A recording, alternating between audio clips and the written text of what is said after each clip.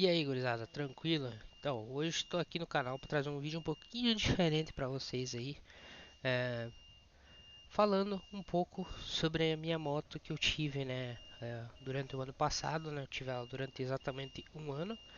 Essa moto que é a BMW GS 650, G650 GS, né, da BMW, minha moto ano 2012. Eu queria passar um pouco do meu ponto de vista como proprietário dessa moto, depois de praticamente 10 mil quilômetros rodados com ela, né? Sempre rodados em viajando, né? Sempre viajando, off-road, esse tipo de coisa. Eu queria passar aí é, um ponto de vista de dono dela, sincero, falando tudo que eu vi sobre a moto, né? Falando os defeitos e os positivos dela, né?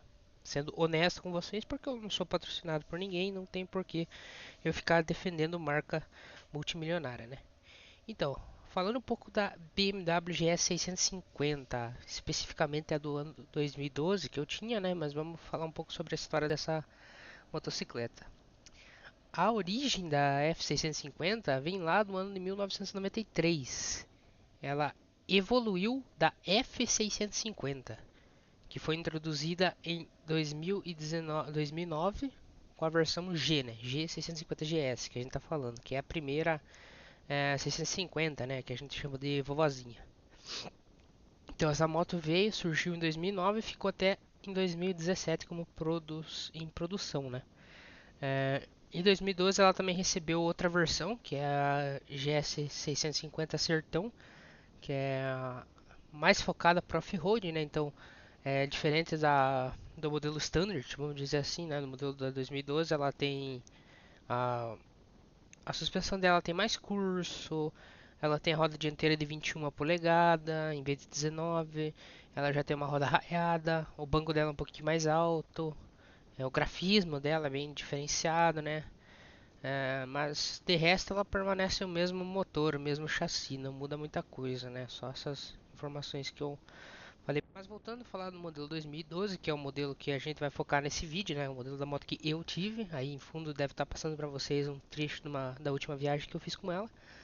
É, ela, quando foi lançada, ela teve foco de ser uma moto versátil, né? Tanto para cidade quanto para BR e também para uma trilhazinha leve, né? Um off-road leve. Também ela não é feita para fazer aquele off-road mais pesado, até porque ela já tem rodas de liga leve, né? Não é raiado, então tem tem essa questão, né? Ela não é impossível de fazer um off-road com ela, só não é o propósito principal dela, né? Ela é uma duas sport praticamente, né? Ela é feita para você rodar na estrada, mas se você quiser botar ela no off-road, ela vai, né? Até eu mesmo fiz muito off-road com ela. É tudo leve, é claro, não cheguei a fazer trilha, essas coisas, mas ela se comporta bem até na estrada de chão, vai embora. Essa moto, então, falando um pouco da ficha técnica dela. Ela tem um motor monocilíndrico 4 tempos, DOHC, de 652 cilindradas e com 50 cavalos. Esses 50 cavalos são entregados a 6.500 RPM, então ele é um motor de baixa rotação, né? Que acaba tornando a moto um pouco mais econômica, né? Que para quem compra esse tipo de moto é um ponto muito positivo, né? Uma moto econômica para você viajar faz toda a diferença para quem está com o orçamento apertado, né? Ela tem resfriamento líquido, injeção eletrônica, claro. Câmbio de 5 marchas, aí já vem um ponto que eu achei negativo dessa moto. Esse câmbio de 5 marchas, eu acho que não entendi por que eles colocaram só 5 marchas nessa moto. Eu acho que ela merecia uma sexta marcha. É, a primeira marcha dela é muito ruim de utilizar na estrada, na cidade, cara. Ela é muito curta, digamos assim. Então você engata a primeira, você não consegue andar com a primeira engatada, você só consegue andar aquela arrancadinha da moto. Mas se você quiser passar, por exemplo, um quebra-mola e daí já quiser passar outro quebra-mola, reduzir, de novo, a moto já fica naquele jogo que você tem que utilizar a embreagem, né? A segunda dela não é tão forte, então ela não consegue manter na segunda, então você tem que reduzir para a primeira. Então fica nesse jogo, de primeira, segunda, primeira, segunda, primeira, segunda. Então isso fica meio ruim de utilizar na cidade, né? Na BR não tem problema, mas na cidade é meio chato isso aí. O quadro dela é aço tubular, quadro bem leve, né? A suspensão dianteira tem o curso de 180 milímetros e a traseira 165 milímetros. Ela tem dois freios a discos da Brembo, Na frente tem um disco único de 300 milímetros e atrás um disco único de 240 milímetros. E o ABS nas duas rodas podendo ser desativado pelo piloto. A dimensão e o peso dessa moto, ela tem 780 milímetros de altura do guidão, de guidão não, perdão. Ela tem 780 milímetros de altura do assento e 750 se você utilizar o opcional baixo. Eu nunca achei esse opcional baixo para comprar. Eu tô vendo na ficha dela aqui, mas eu nunca nem vi falar desse opcional aí dela. Ela tem 171 kg seca e 192 kg em ordem de marcha, né? Uma moto bem leve até, né? O tanque dela é de 14 litros, tá aí mais uma reclamação minha, né? Não é bem uma reclamação, mas é uma coisa que acaba é, atrapalhando, entre aspas, né? Ela tem 14 litros no tanque e 4 litros na reserva. Ela é uma moto bem econômica, então esses 14 litros aí, com 10 litros você vai conseguir rodar uns 200 km e você tem 4 litros para achar um posto, né? Eu geralmente fazia isso, eu rodava 200, 220, 230 km e daí já procurava um posto, né? Porque ela já caía na reserva com 200 km. Então ela tem uma autonomia um pouquinho baixa, né?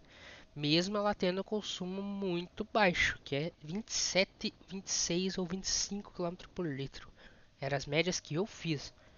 Médias que eu fiz o cálculo na bomba. Então essa moto é bem econômica. Você pode chegar até 30 km por litro, cara. Você vê uma 650 fazendo 30 km por litro é uma economia gigantesca se for ver bem, né? Ok, terminando de falar do consumo, essa foi a ficha técnica que eu passei para vocês aqui, os principais pontos. Então vamos começar a falar sobre o meu ponto de vista nessa moto.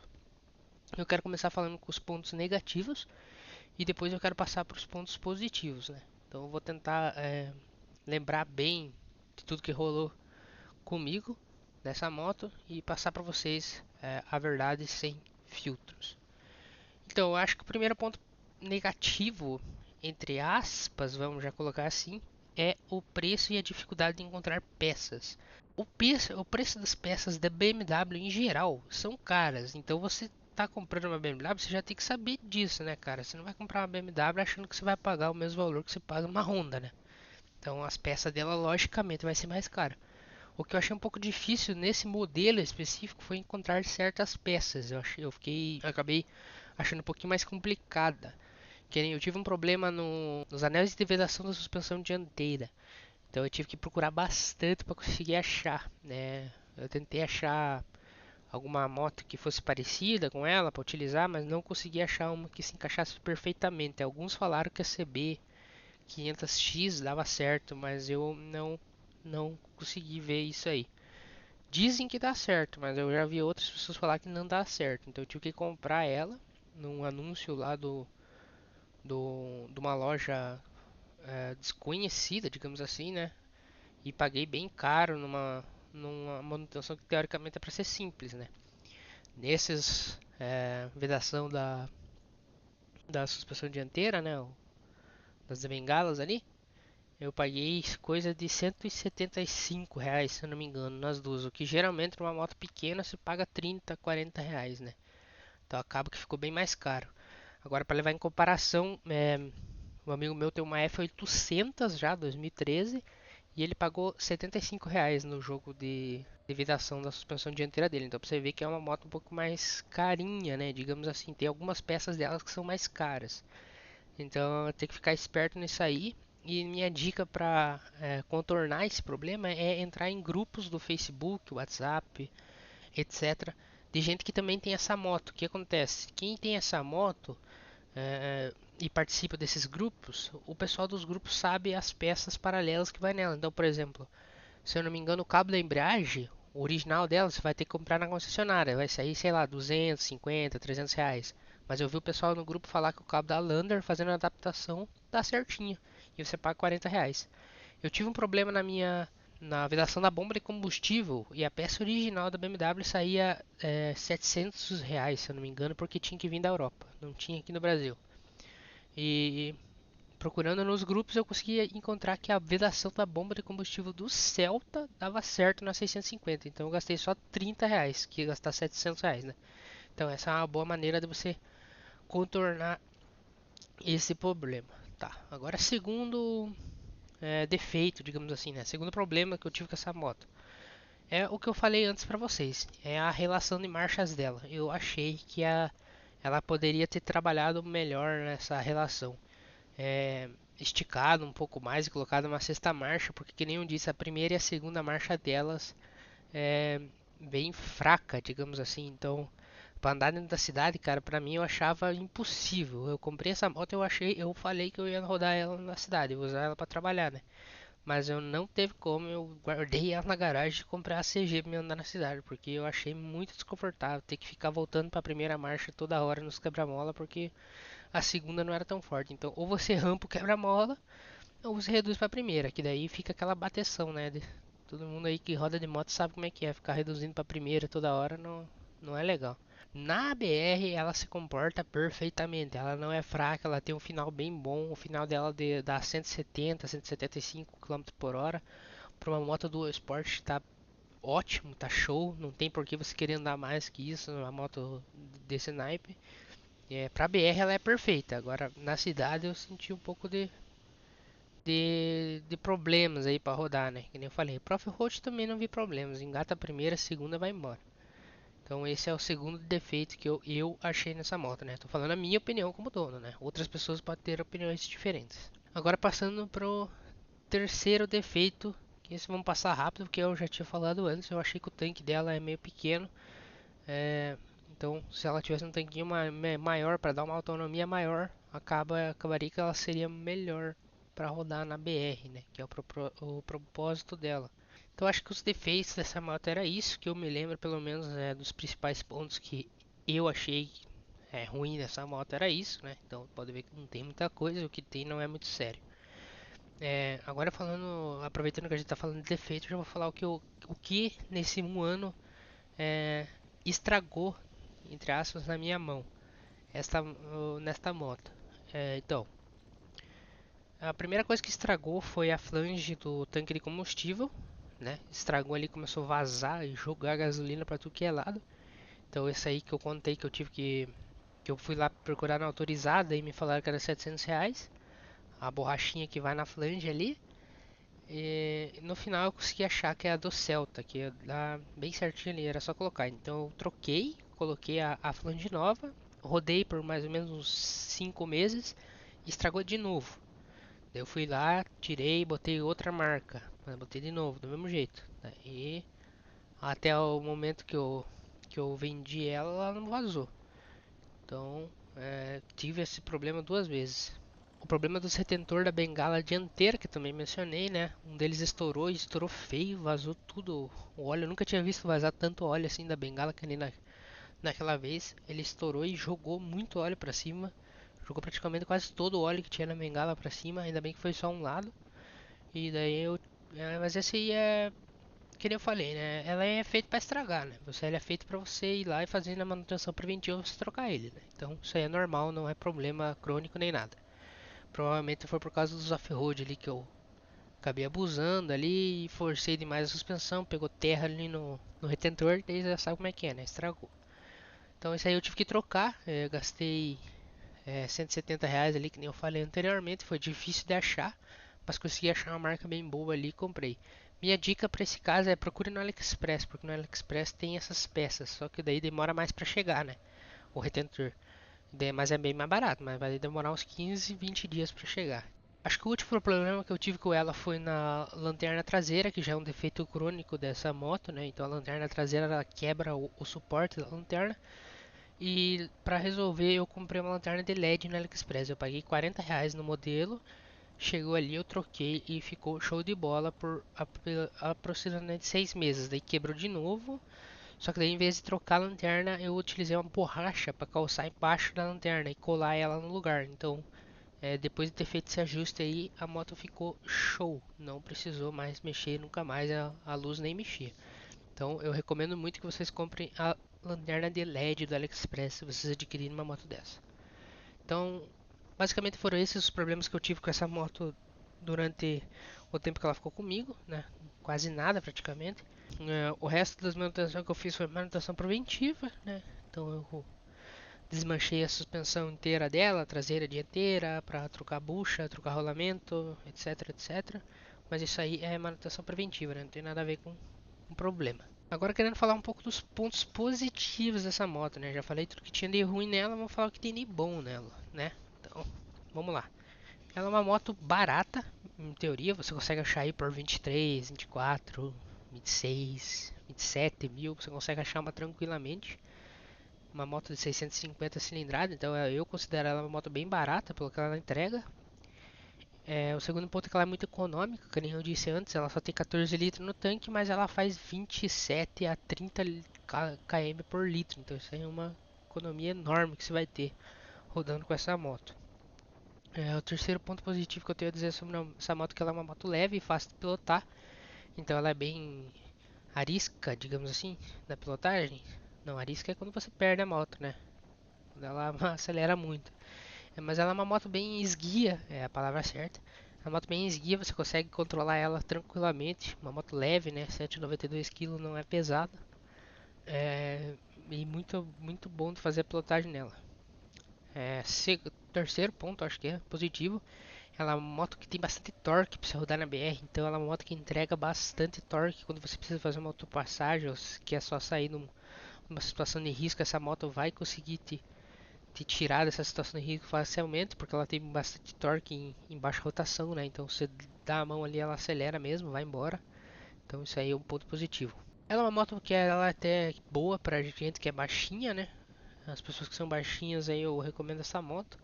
Se você colocar um banco baixo nela, que nem eu vi o colega meu que tinha uma, se você colocar um banco baixo, baixar um pouco a suspensão dianteira ali no regulagem da bengala e diminuir um pouco a pré-carga da suspensão traseira, você vai conseguir botar o pé cheio no chão. Eu tenho 1,75 de altura e eu conseguia colocar o pé cheio no chão tranquilamente. Então ela é uma moto que é, ela é agradável pra gente que é. Então, acho que se você tiver uns 65, aí essa moto já você vai já conseguir colocar pelo menos a pontinha do pé no chão, né? Ela não é super baixa, mas ela é baixa, né? Então esses eram os principais pontos positivos que eu tinha para falar sobre essa moto, né? É, que eu consegui me lembrar os principais, né? Com certeza é uma moto muito boa. Mas queria falar um pouco mais sobre o seguro dela. Eu paguei o seguro na Suhai, eu paguei coisa de 1.200, mas talvez seja por causa do meu perfil, né? Que muita pouca idade acaba que o seguro fica mais caro. Mas eu achei bem barato até um seguro de furto e roubo dela com guincho. Eu achei que ficou bem em conta para manter essa moto. Então acho que é isso que eu queria falar sobre essa moto. Eu vou deixar aqui a minha opinião final sobre ela.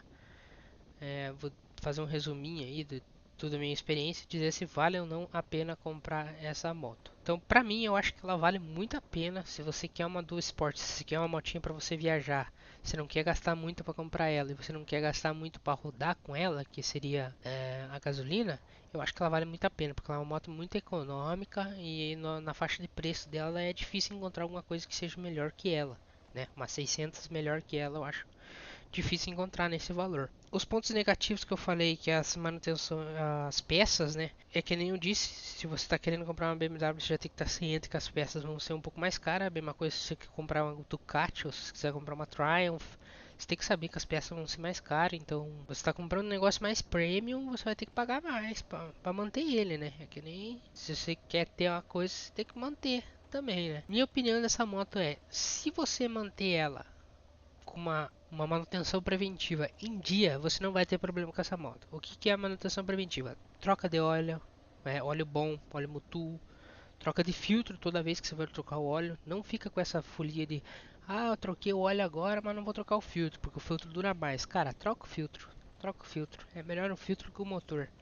Troca filtro de ar também. É baratinho. Filtro de ar, filtro de óleo é coisa de 60, 70 reais. Você já comprou os dois. Troca aí, cara.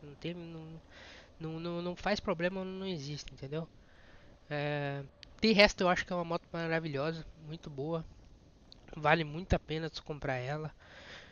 Não é uma moto muito visada, por causa que o modelo dela não é tão conhecido aqui no Brasil, né? E se você não falar que é uma BMW, é capaz da pessoa nem saber que realmente é uma BMW. Então acho que os ladrões nem dão muita bola para essa moto. Se você quer mesmo esconder, é só botar a fitinha ali no logo da BMW, que ninguém nem sabe que é uma BMW, né?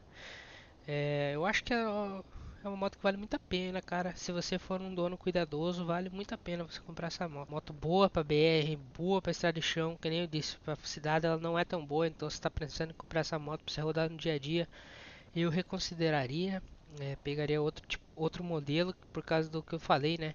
Além dela ser uma moto de alta cilindrada que esquenta bastante dentro da cidade, tem aquele problema do jogo de marcha dela, né? Pra mim era o maior problema de todos, né? Mas não é uma moto feita pra você rodar dentro da cidade. Se você quer rodar pra ir trabalhar, usar no dia a dia, cara, vai pra outro modelo. É, falando sinceramente. Agora, se você quer fazer um off-road, se quer rodar na BR, se quer viajar sem gastar muito, cara, eu recomendo muito essa moto, ela é muito boa. Nunca me deixou na mão, nunca nem ameaçou me deixar na mão. Então ela é uma moto que se tiver dono, cara, vai longe, vai longe, vai longe. Então sim, eu recomendo essa moto para todo mundo aí que esteja pensando numa moto econômica para viajar, beleza? Se quer ver vídeo de eu rodando com ela, tem mais vídeo aí no canal. O vídeo que a gente fez um off-road danado ali para ver uma cachoeira.